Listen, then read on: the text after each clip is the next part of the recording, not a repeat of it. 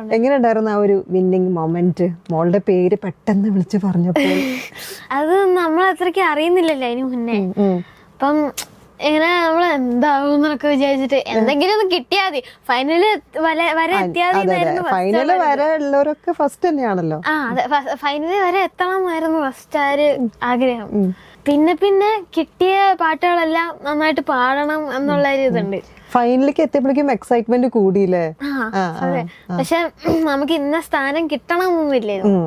ഏതെങ്കിലും ഒരു സ്ഥാനം കിട്ടി, നമുക്ക് പറ്റുന്നത്ര നമ്മള് പാടി നമുക്കൊരു സ്ഥാനം കിട്ടുവാണെങ്കിൽ കിട്ടട്ടെ, പോയാ പോയി എന്നൊക്കെ വിചാരിച്ചു.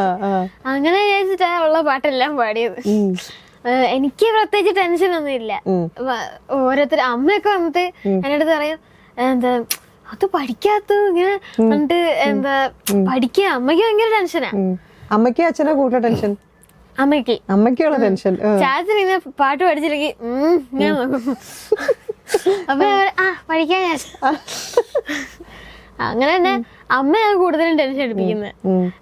അവിടുത്തെ എല്ലാ പിള്ളേർക്കും അങ്ങനെ തന്നെ, അമ്മമാർക്കാണ് ടെൻഷൻ. ഞങ്ങക്ക് പിള്ളേർക്ക് അത്രയും ടെൻഷൻ കാണില്ല.